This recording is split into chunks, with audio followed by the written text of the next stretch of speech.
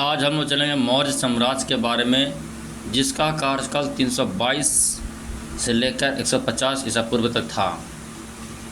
देखिए, मौर्य साम्राज्य जो मौर्य राजवंश की स्थापना चंद्रगुप्त मौर्य ने की थी।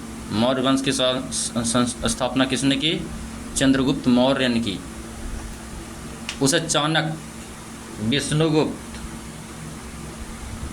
कौटिल्य की मदद से मगध की नंदी वंशीय शासक घनानंद को मारकर मौर्य वंश का शासन कायम किया। तो घनानंद नंदी वंशीय थे, जिसे मारकर चाणक्य ने मौर्य वंश का नींव डाली, मतलब स्थापना करने का काम किया। साहित्य स्रोत क्या है? अर्थशास्त्र। कौटिल्य का अर्थ शास्त्र मौर्य वंश के राज्य व्यवस्था की विस्तृत जानकारी देता है। यह 15 अधिकरणों में विभाजित है। कहेगा कि कौटिल्य का अर्थशास्त्र मौर्य वंश के राज्य व्यवस्था का विस्तृत जानकारी देता है। यह कितने अधिकरणों में विभाजित है? 15 अधिकरणों में विभाजित है। 15 अधिकरणों में विभाजित है। आगे आते हैं हम लोग। इसमें राज के 7 अंगों का वर्णन है। पहला स्वामी, जिसे राजा कहा जाता था। अमात्य मतलब मंत्री कहा जाता था। और मित्र, सेना, कोष, दुर्ग एवं जनपद थे। 7 अंग। इसमें स्वामी को राजा कहा जाता था, अमात्य को मंत्री कहा जाता था, मित्र, सेना, कोष, दुर्ग एवं जनपद थे। फिर से याद कीजिएगा, स्वामी मतलब राजा, अमात्य, मंत्री, सेना, कोष, दुर्ग एवं जनपद। इस ग्रंथ की तुलना में मैकियावेली को प्रिंस से की जाती है। इस ग्रंथ की तुलना मैकियावेली के प्रिंस से की जाती है। अर्थशास्त्र मुख्यतः सूत्र के गद्य रूप यानी संस्कृत में है। अर्थशास्त्र मुख्यतः सूत्र के गद्य रूप में यानी संस्कृत में है। मुद्रा राक्षस विशाखादत्त कृत मुद्रा राक्षस नंद वंश के पतन तथा मौर्य वंश के उत्थान के बारे में जानकारी देती है। मुद्रा राक्षस में क्या मिलती है? तो मुद्रा राक्षस में वो नंद वंश खत्म हो रहा है से बतलाता है, और मौर्य वंश के उत्थान के बारे में जानकारी देती है। अब इंडिका आती है। ये इंडिका है मेगास्थनीज द्वारा लिखी गई है, उसके बारे में। मेगास्थनीज की इंडिका मौर्य काल के प्रशासन, समाज और अर्थव्यवस्था प्रकाश डालता है। क्या इंडिका में क्या वर्णन है? तो मौर्य काल के प्रशासन, समाज और अर्थव्यवस्था किस प्रकार था, उसके बारे में जानकारी देता है इंडिका, जो मेगास्थनीज लिखा है।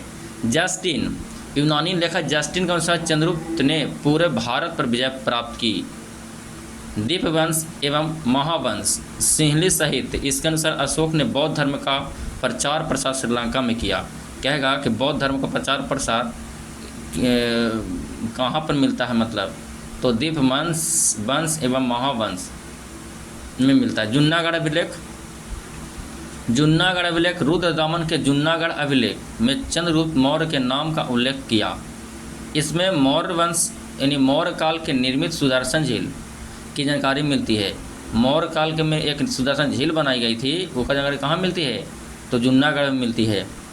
इस झील का निर्माण चंद्रगुप्त मौर्य के शासनकाल में पुष्यगुप्त वैश्य ने गुजरात के सौराष्ट्र प्रांत में सिंचाई व्यवस्था के लिए करवाया था। अशोक के अभिलेख किस प्रकार थे, वो हम लोग यहाँ पे अब देखेंगे। अशोक के इतिहास की जानकारी उसके अभिलेख से मिलती है। अशोक पहला भारतीय शासक था जो अभिलेखों द्वारा अपनी प्रजा को सीधे संबोधित करता था। अभिलेख मतलब उसका क्या क्या काम किया है उसके बारे में लिखना जाना, मतलब अभिलेख का अर्थ यही होता है। अशोक के अभिलेख यहाँ पर 5 अभिलेख दिया गया है। पहला दीर्घ था शिलालेख, दूसरा लघु शिलालेख, तीसरा पृथक शिलालेख, चौथा दीर्घ शिलालेख और 5वां लघु शिलालेख, स्तंभ लेख। देखिए, पहला था दीर्घ शिलालेख, पत्थर पर जो लिखवाता था उसे शिलालेख बोलते थे। और लघु शिलालेख, पहला बड़का फिर छोटका फिर अलग कर दीजिएगा, याद हो जाएगा। तो पहला दीर्घ, दूसरा लघु, तीसरा पृथक। अब चौथा 5वां स्तंभ लेख है, दीर्घ और लघु स्तंभ। पहला दीर्घ शिलालेख, लघु शिलालेख और पृथक शिलालेख, और बाद दीर्घ स्तंभ लेख और लघु स्तंभ लेख। हम लोग यहाँ पर आते हैं अब। अशोक के अभिलेख ब्राह्मी, खरोष्टी, अरमाइक एवं ग्रीक लिपि में मिलते हैं। 4 लिपि में मिलता है, बोलिएगा। ब्राह्मी, खरोष्टी, अरमाइक, सॉरी 3 ही नहीं जी, ब्राह्मी, खरोष्टी, अरमाइक एवं ग्रीक, नहीं 4 है। Brahmi, Kharosthi, Aramaic, Greek. Brahmi, Kharosthi, Aramaic और ग्रीक लिपि में मिलते हैं। ब्राह्मी लिपि देखिए इधर से लिखा जाता था तो उसको बाएं से दाएं, तथा खरोष्टी दाएं से बाएं, उर्दू जैसा होता था। तो ब्राह्मी लिपि बाएं से दाएं लिखे जाते थे तथा खरोष्टी लिपि दाएं से बाएं लिखी जाती है। अशोक के सर्वाधिक अभिलेख प्राकृत भाषा में है। अशोक के अभिलेख में उत्कीर्ण ब्राह्मी लिपि को सर्वप्रथम जेम्स प्रिंसेप ने 1837 में पढ़ा था। अशोक का अभिलेख का उत्कीर्ण ब्राह्मी लिपि को सर्वप्रथम जेम्स प्रिंसेप ने 1837 में पढ़ा था। किसने पढ़ा? जेम्स प्रिंसेप ने 1837 में पढ़ा था उनका ब्राह्मी लिपि पर। अगला पॉइंट है, भाब्रू अभिलेख में अशोक ने स्वयं को सम्राट कहा है। कहेगा अशोक ने स्वयं को सम्राट किस अभिलेख में कहा है? तो भाब्रू अभिलेख में कहा है। हो गया। अशोक के शिलालेख और उनके शिष्य, उसके शिष्य नहीं, सॉरी, विषय। अशोक के शिलालेख और उसके विषय। शिलालेख पहला में क्या था? पशु वध निषेध, पशु को वध नहीं करना है। दूसरा क्या है शिलालेख? विदेशों में धर्म प्रचार एवं मनुष्य एवं पशु चिकित्सा का उल्लेख। विदेश में धर्म प्रचार करना है और मनुष्य एवं पशु का चिकित्सा का उल्लेख दूसरा में मिलता है। और तीसरा शिलालेख में राजोक्त एवं युक्त की नियुक्ति एवं अधिकारियों को हर 5 वर्ष पर राज्य भ्रमण करने का आग्रह करना चाहिए। राज्य में हर 5 वर्ष पर घूमिए। तीसरा अभिलेख में। चौथा अभिलेख में धर्म घोष का भेरी घोष के स्थान पर प्रतिपादित करना। चौथा में था धर्म घोष को भेरी घोष में, भेरी घोष का स्थान पर प्रतिपादन करना। 5वां अभिलेख है धम्म महामात्रों की नियुक्ति, 5वां में। और 6ठा अभिलेख में शिलालेख में क्या बोलता है?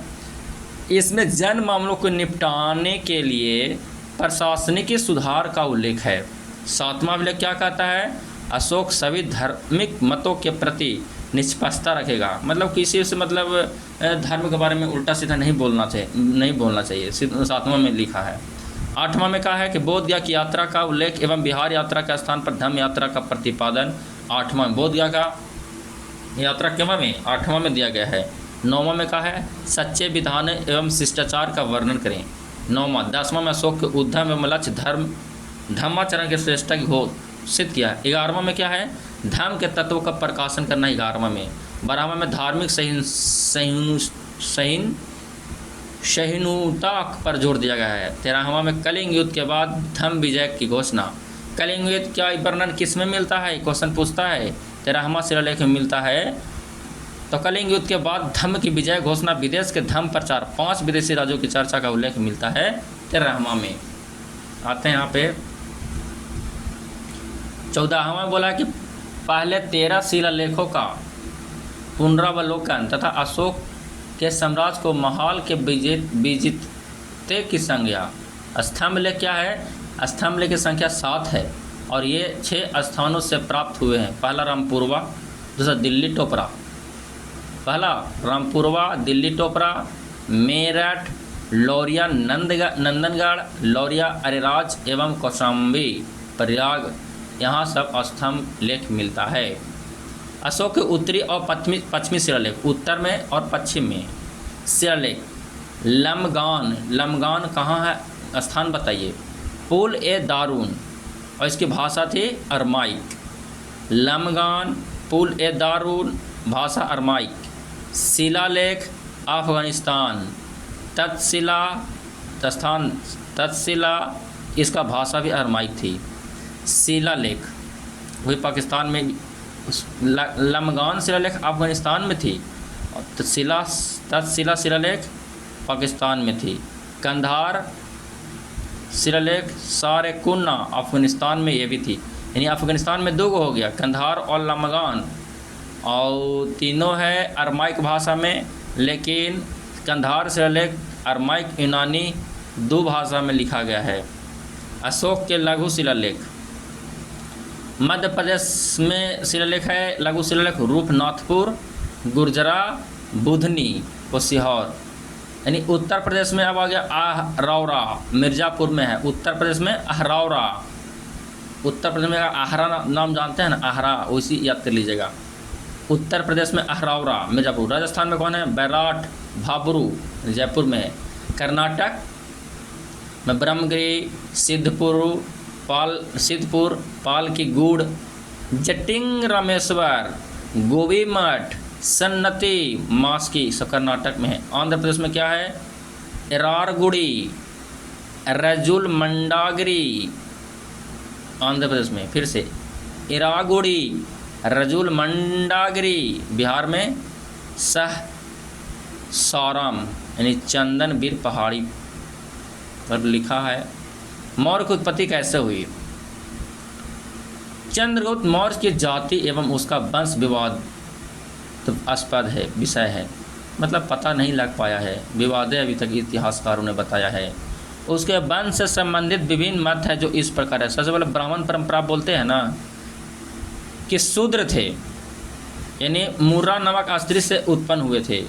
महावंश बौद्ध साहित्य, क्षत्रिय गोरखपुर में मौर्य नामक क्षत्रिय कुल। तीसरा परिशिष्ट पर्वन, मोरपाला का पुत्र बताया जाता है। परिशिष्ट पर्वन। चौथा में मुद्रा राक्षस से बताया जाता है कि वृषल से थे, मतलब शूद्र वंश से उत्पन्न किए गए मुद्रा राक्षस। सबका अलग अलग मत था। राजपूताना, गैजेटियर बोलते हैं कि राजपूत थे। सब अपना अपना मत इतिहासकार ने यहाँ पे दिया कहाँ से उत्पत्ति हुआ था।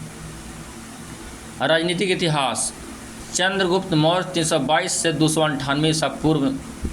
यहाँ से क्वेश्चन पूछता है कि चंद्रगुप्त मौर्य का काल कब से शुरू हुआ, तो 322 से 298 ईसा पूर्व तक, ईसा पूर्व से। चंद्रगुप्त की एक स्वेच्छाचारी शासक था और सारे अधिकार अपने ही हाथों में रखे हुए था। 305 ईसा पूर्व में चाणक्य की सहायता से चंद्रगुप्त मौर्य ने पंजाब प्रांत के यूनानी गवर्नर यूडेमस एवं सिकंदर के उत्तराधिकारी सेलुकस को पराजित किया।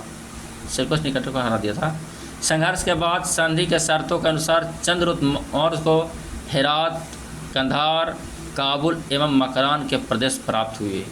जब संघर्ष किया ना, तो हेरात, कंधार, काबुल, मकरान, का से दो याद कीजिएगा, कंधार और काबुल, हेरात और मकरान। हेरात, कंधार, काबुल, मकरान, हेरात, कंधार, काबुल, मकरान। पर चंद्रगुप्त ने 500 हाथी सेलुकस को पहाड़ में दे दिए। सेलुकस की पुत्री हेलेना यानी कर्नेलिया ने, सेलुकस की पुत्री हेलेना ने कर्नेलिया, मैंने ऐसे की जगह करिया थी, हेलेना कैसा थी, करिया, कर्नेलिया याद कीजिएगा। तो सेलुकस खाली याद करने के लिए बताते हैं। सेलुकस की पुत्री हेलेना कर्नेलिया का विवाह चंद्रगुप्त मौर्य से हुआ। सेलुकस ने मेगास्थनीज को अपना दूत बनाकर चंद्रगुप्त मौर्य के दरबार में भेजा, जहां उसने इंडिका की रचना की। चंद्रगुप्त मौर्य के शासन में ही अस्तुलभद्र के नेतृत्व में पाटलिपुत्र में प्रथम जैन संगीति का आयोजन किया गया। जैन संगीति किसके समक्ष में किया गया? अस्तुलभद्र के नेतृत्व में किया गया। अपने जीवन के अंतिम समय में चंद्रगुप्त मौर्य जैन सन्यासी भद्रबाहु के साथ यानी मैसूर कर्नाटक चला गया, जहां उसने चंद्रगिरी पर्वत पर चंद्रगुप्त बस्ती बसाई और सल्लेखना बोलते हैं ना कि प्यासे मर जाना, खाना पीना त्याग के मर जाना, उसको सल्लेखना पद्धति कहते हैं। और पूछता है यहाँ से क्वेश्चन कि चंद्रगुप्त मौर्य किस पद्धति के द्वारा अपना प्रारंभ त्यागे? संलेखना से त्यागे। मेगास्थनीज, सेलुकस निकटर का दूत मेगास्थनीज 7 वर्षों तक चंद्रगुप्त के दरबार में रहा। सेलुकस निकटर दूत मेगास्थनीज 7 वर्ष तक। मेगास्थनीज चंद्रगुप्त मौर्य के दरबार में कितना साल रहा? 7 साल रहा। उसकी कृति इंडिका अप्राय है, लेकिन उसके उदाहरणों को यूनानी लेखक एरियन, डायोडोरस, स्ट्रेबो आदि ने अपने लेखों में उद्धृत किया। उसने पाटलिपुत्र को पोलिम ब्रोथा कहा है। मेगास्थनीज के अनुसार भारतीय समाज 7 वर्गों में विभाजित था। पहला कृषक था, शिकारी था, मंत्री था, दार्शनिक था, निरीक्षक था, व्यापारी और योद्धा थे। कृषक खेतीबाड़ी करने वाला, शिकारी, मंत्री, दार्शनिक, निरीक्षक, व्यापारी एवं योद्धा, साथ साथ बोलिए। उसके अनुसार भारतीय शिव डायोनिसियस एवं ब्रिसन हेराक्लीज की पूजा करते थे। उसके अनुसार भारतीय शिव डायनोसियस एवं कृष्ण हेराक्लीज की पूजा करते थे। शिव डायनोसियस और कृष्ण को हेराक्लीज। अब पेज आगे वाला को अगले नेक्स्ट वीडियो में बताएंगे।